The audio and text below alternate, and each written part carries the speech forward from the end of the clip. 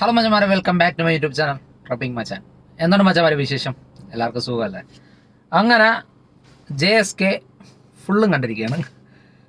JSK Janaki versus state of Kerala ഏറെ വിവാദമായിട്ട്. നമ്മൾ ഈ സിനിമ ഇത്രയ്ക്ക് വിവാദമാകേണ്ട കാര്യം എന്താണെന്നൊന്നും എനിക്കറിയത്തില്ല. പക്ഷേ ഒരുപാട് വിവാദമായൊരു സിനിമയാണ് ഈ Janaki versus state of Kerala എന്ന് പറഞ്ഞ മൂവി. അപ്പം ഇതിനകത്ത് ജാനകിൻ്റെ എന്തോ പേര് എടുത്ത് പറയുന്നതാണ് ഇത്ര വിവാദമെന്ന് എനിക്ക് തോന്നുന്നു. പക്ഷേ ഇതിനകത്ത് അതൊക്കെ ആ ഒരു ഇത് വെച്ച് മ്യൂട്ടാക്കിയിട്ടിരിക്കുവാണ്. അപ്പോൾ പടം എങ്ങനെയുണ്ട് എന്ന് ചോദിച്ചു കഴിഞ്ഞാൽ, ഞാൻ നേരത്തെ പറഞ്ഞില്ലേ, ഫസ്റ്റ് ഹാഫ് ഞാൻ കണ്ട്. ഫസ്റ്റ് ഹാഫ് എനിക്ക് നല്ല രീതിയിൽ തന്നെ എനിക്ക് ഇഷ്ടപ്പെട്ടു. സീരിയസ്ലി പറയാം, സിനിമ എന്നതിലുപരി എനിക്ക് ഫസ്റ്റ് ഹാഫ് നല്ല രീതിയിൽ തന്നെ എനിക്ക് ഇഷ്ടപ്പെട്ടു. പക്ഷേ സെക്കൻഡ് ഹാഫിലേക്ക് വന്നപ്പോൾ ഫസ്റ്റ് ഹാഫിൽ കൊടുത്ത ഹൈപ്പ് കാര്യങ്ങളൊന്നും എനിക്കെന്തോ സെക്കൻഡ് ഹാഫിൽ കിട്ടിയില്ല. സീരിയസ്ലി അതാണ് എൻ്റെ സ്വന്തം അഭിപ്രായമാണ് ഞാൻ പറയുന്നത്. എനിക്ക് ആ ഫസ്റ്റ് ഹാഫിൽ കിട്ടിയ ആ ഒരു ഹൈപ്പ് എനിക്ക് സെക്കൻഡ് ഹാഫിലേക്ക് അത്രയ്ക്ക് ഇതായിട്ട് വന്നില്ല. കാരണം ഇപ്പം സുരേഷ് ഗോപിക്ക് ആ ഒരു കേസ് കാര്യങ്ങളിലേക്ക് വരുന്നു. പക്ഷെ ഫസ്റ്റ് ഹാഫ് നിർത്തുന്നത് തന്നെ, നിങ്ങൾ ആ സിനിമ കണ്ടവരാണെങ്കിലും അല്ലെങ്കിൽ കാണാൻ പോകുന്നവരാണെങ്കിലും നിങ്ങൾ നോക്കിയാൽ മതി, ആ ഫസ്റ്റ് ഹാഫ് നിർത്തുന്നത് അമ്മാതിരി ഒരു ഹൈപ്പോടെയാണ്. പക്ഷെ സെക്കൻഡ് ഹാഫിലേക്ക് വരുമ്പം വേറെ രീതിയിലാണ് പോകുന്നത്. പിന്നെ കുറച്ച് എന്തുവാ പറയുന്ന രാഷ്ട്രീയപരമായിട്ടുള്ള കാര്യങ്ങൾ, അങ്ങനെ കുറച്ച് കാര്യങ്ങളൊക്കെ ആയിട്ടാണ് പോകുന്നത്. അതാണ് എനിക്ക് പേഴ്സണലി എനിക്ക് ഇതിനകത്ത് പറയാനുള്ളത്. ഫസ്റ്റ് ഹാഫിനെ അപേക്ഷിച്ച് സെക്കൻഡ് ഹാഫിലേക്ക് വരുമ്പം അത്രയും ഒരു ഹൈപ്പ് ഇല്ല എന്ന് തന്നെ പറയാം. ഇതിനകത്ത് അഭിനയിച്ചിരിക്കുന്ന സുരേഷ് ഗോപി ആണെങ്കിലും എല്ലാവരും ഓൾ ഓവർ എല്ലാവരും നന്നായിട്ട് തന്നെ അഭിനയിച്ചിട്ടുണ്ട്. അതുപോലെ പിന്നെ ഞാൻ നേരത്തെ പറഞ്ഞ മാധവ് സുരേഷിൻ്റെ മാത്രമേ ഉള്ളൂ എനിക്കൊരു അഭിനയം എന്നുള്ളത് അത്രയും ഇല്ല. പുള്ളിക്ക് അത്രക്കുള്ള റോളോ കാര്യങ്ങളോ ഒന്നും ഈ സിനിമയ്ക്കകത്ത് ഇല്ല. പിന്നെ അനുഭവ പരമേശ്വരൻ ഒരു രക്ഷയില്ല.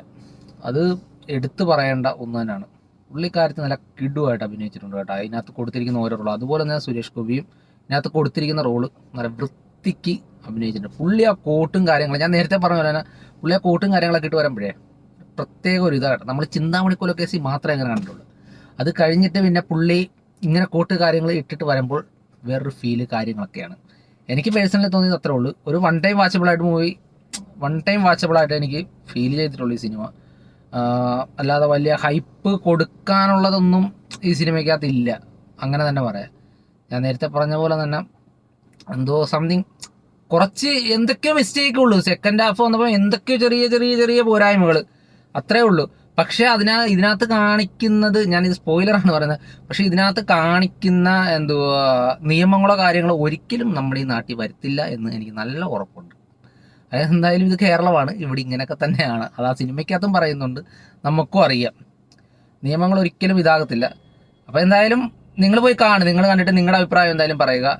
എനിക്ക് പേഴ്സണലി എനിക്ക് ഇത്രയൊക്കെ തോന്നിയിട്ടുള്ളൂ. എനിക്കൊരു എന്തുവാ പറയുന്ന, ഞാൻ നേരത്തെ പറഞ്ഞ പോലെ അത്രയൊക്കെ ഉള്ളടേ. അതിനകത്ത് അതിൽ കൂടുതലൊന്നും അത്രയൊന്നും ഇല്ല പടം എന്ന് പറയാനായിട്ട്. പക്ഷെ നമുക്ക് കണ്ടിരിക്കാം കേട്ടോ. ഒരു വൺ ടൈം വാച്ചബിൾ മൂവി പോയിട്ട് കാണാം. കാരണം സുരേഷ് ഗോപിയുടെയൊക്കെ മറ്റേ പണ്ടത്തെ കോട്ടൊക്കെ കൊണ്ട് വരുന്ന സാധനവും കാര്യങ്ങളൊക്കെ ഇതിനകത്ത് ഫസ്റ്റ് ഹാഫിലൊക്കെ ഇരുന്ന് കാണാം. കോടതിക്കകത്ത് വേറെ ലെവലാ പുള്ളി, ഒന്നും പറയാനില്ല. കാരണം ചോദിച്ച് നിർത്തുന്ന ഒരു രീതി എന്നൊക്കെ പറയുന്നത് പൊളി സാധനം കേട്ടോ. എന്തായാലും നിങ്ങൾ കണ്ടവരാണെങ്കിലും കാണാൻ പോകുന്നവരാണെങ്കിലും നിങ്ങളുടെ അഭിപ്രായം എന്തായാലും പറയുക. അപ്പം നമ്മുടെ ചാനൽ ആദ്യമായിട്ടാണ് കാണുന്നത്, എല്ലാവരും ഒന്ന് ലൈക്ക് ചെയ്യുക, ഷെയർ ചെയ്യുക, സബ്സ്ക്രൈബ് ചെയ്യുക. അപ്പോൾ അടുത്തൊരു റിവ്യൂ ആയിട്ട് വരുന്നവരെ ബൈ.